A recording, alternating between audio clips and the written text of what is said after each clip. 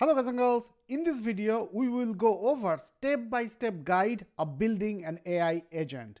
How do you design one, what makes an agent production ready, and more importantly, how can you use this knowledge for your interviews and real-world projects. My name is Raj. Currently I am building a stealth startup, putting my 2 decades of experience developing and architecting real-world production projects in Fortune 20 companies and big tech. I have trained many of my students to get into top companies by teaching them the exact same GenAI concepts that I'm going to share today for free.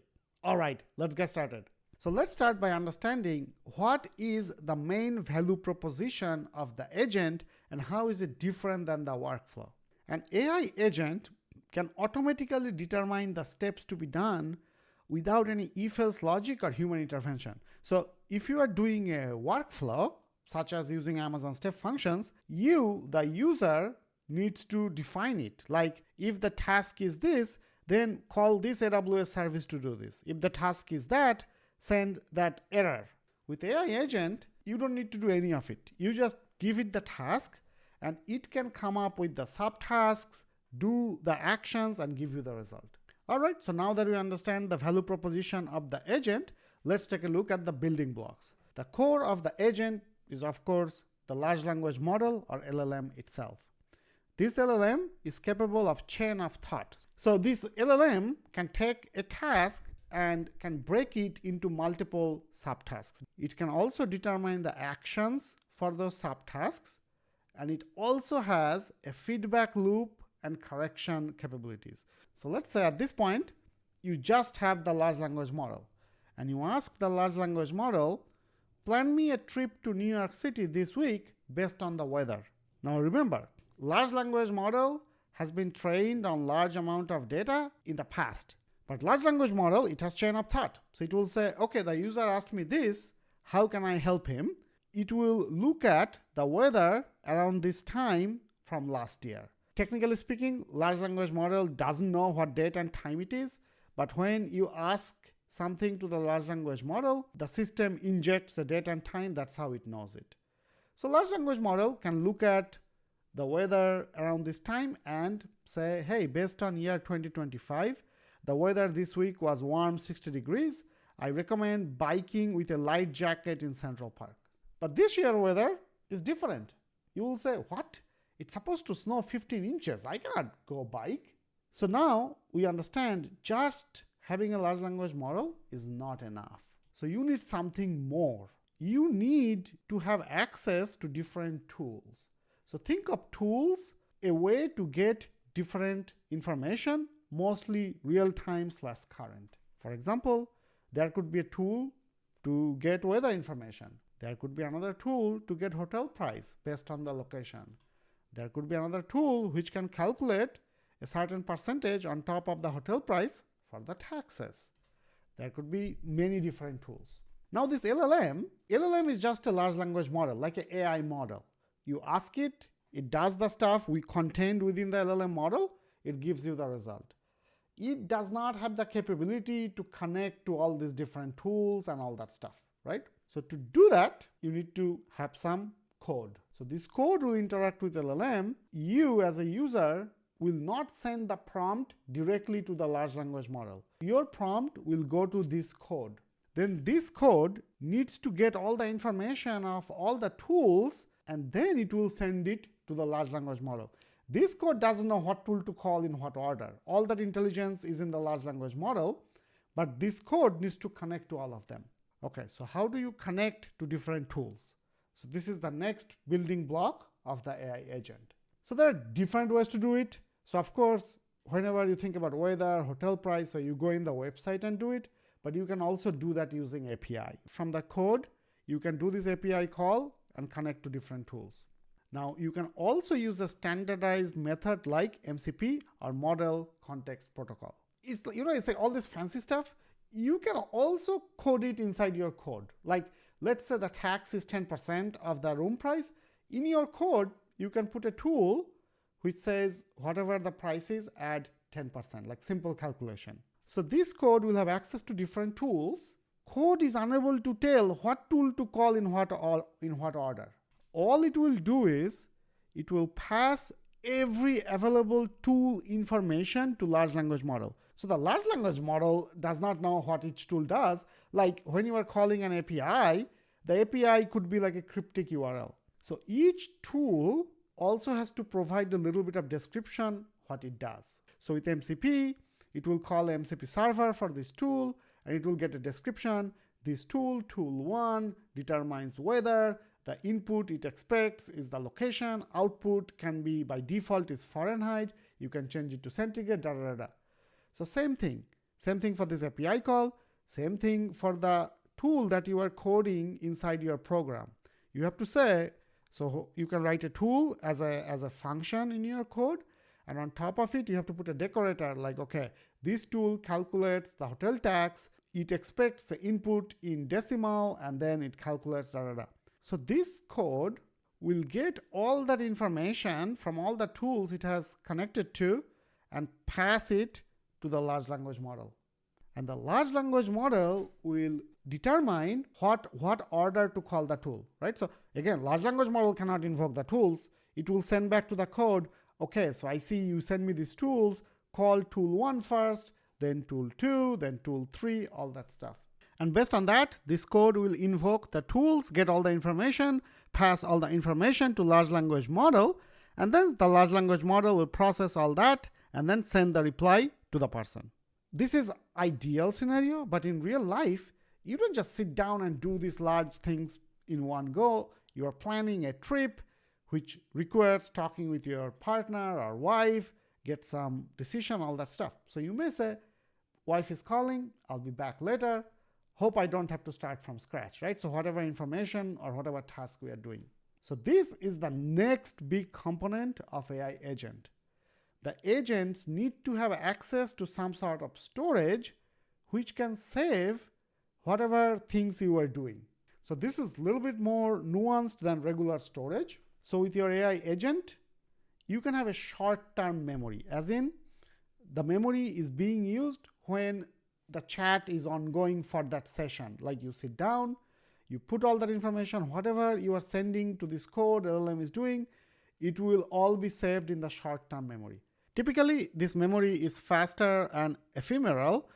So when first memory was integrated with a large language model, it used to be the random access memory or RAM on the hardware where the large language model is running. So because these LLMs run on GPU, it will be video RAM. However, in recent times, to save cost, even the short-term memory could be something like S3 or disk. So the short-term memory is fast but ephemeral. So you need to have some mechanism to send it to a long-term memory or a durable memory. So periodically, and you can control all of it, periodically a memory extraction module extracts certain information from the short-term memory and put it into this long-term memory. So this long-term memory is a vector store. It is generally saved on a hard disk, and by default, only the summary, preferences, and semantics are extracted, but you can customize it what to extract. So if you're wondering, hey, I told you this before, why did you forget it? It's because only certain information is saved in this storage. The next question is, how does this code save and retrieve memory? So this is becoming another big topic. So there are two main ways this code accesses all these tools. One is, we call it a tool call, where LLM decide when to call what, right? Like I said, the code passes all the information about the tool and LLM says, okay, call tool 1 now, then tool 2, da da da. But what if you want more control? That's when you use hook, okay? So it's not true that LLM is deciding every time what tool is being called. You can use this storage as a tool, right? You can use something like mem0 and you use it as a tool and LLM tells you when to call.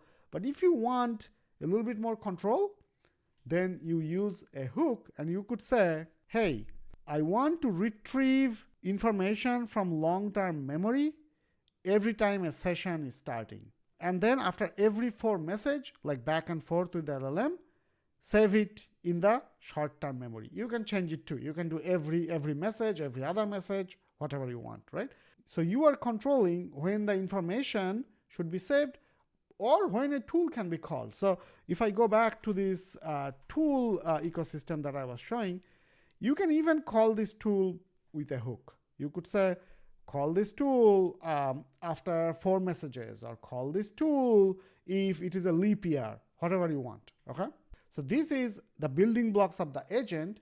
Now let's take a look at what makes an agent production ready and how can you use this information to delight the interviewer and not just meet. If you like to read this in a text format with a little bit more detailed explanation, diagrams, as well as some relevant interview question answer, sign up for my newsletter, cloudwithraj/newsletter. It's free. When you sign up, you also get a free cloud interview guide, which has been used by many to get into top companies.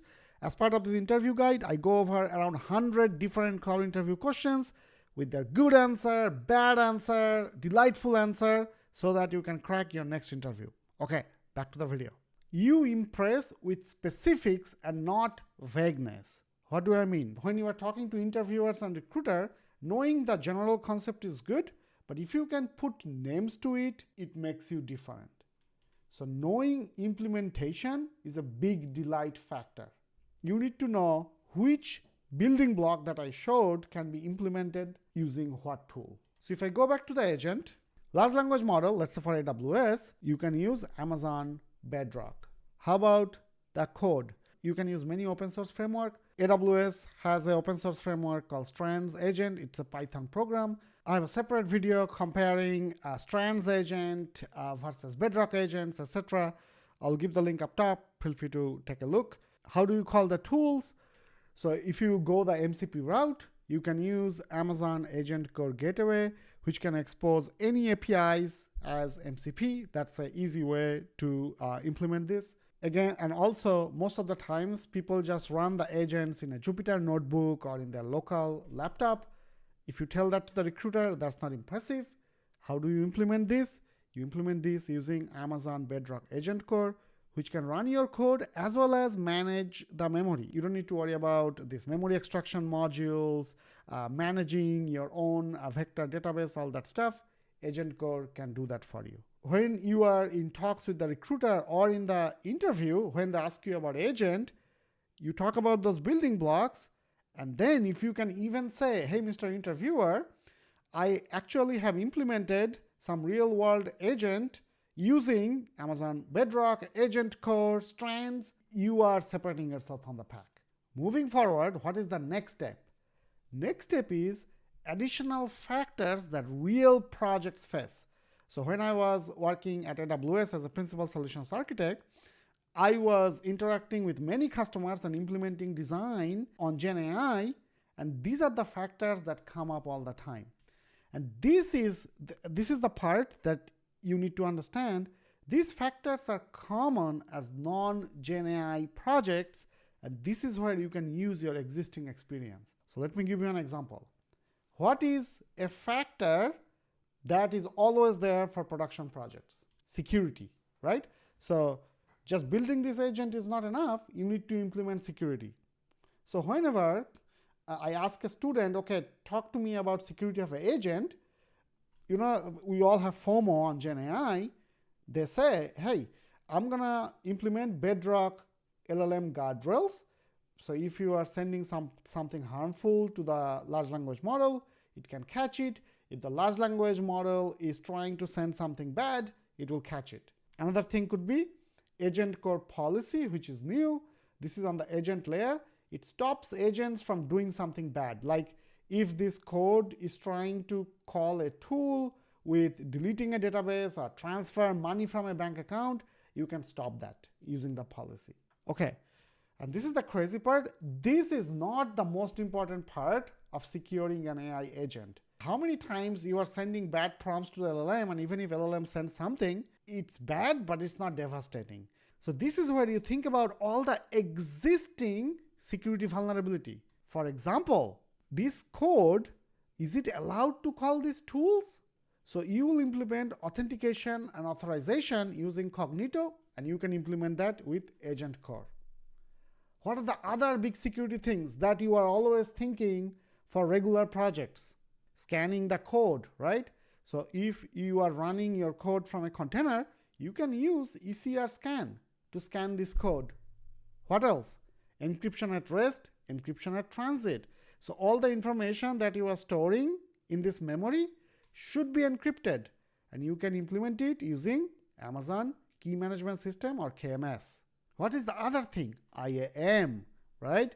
This IAM can control who can invoke this agent as well as what other AWS services this agent can access. You need to also do encryption at transit using Amazon Certificate Manager. And even when you implemented all this security, things can go wrong. So you also need to implement monitoring and alerting. And you do that using Amazon CloudWatch. Hopefully you could see how you are layering your answer and delighting the interviewer and not just meeting. Okay, so I'm trying to teach you how to fish and not to give you the fish. So think about some other factors that comes up in real world projects. Tell me in the comments that Raj, in my project, in my company, this thing always comes up for projects. So I'm gonna jump in and comment and reply, okay? So I wanted to show a demo as well, but I think this video is already getting long.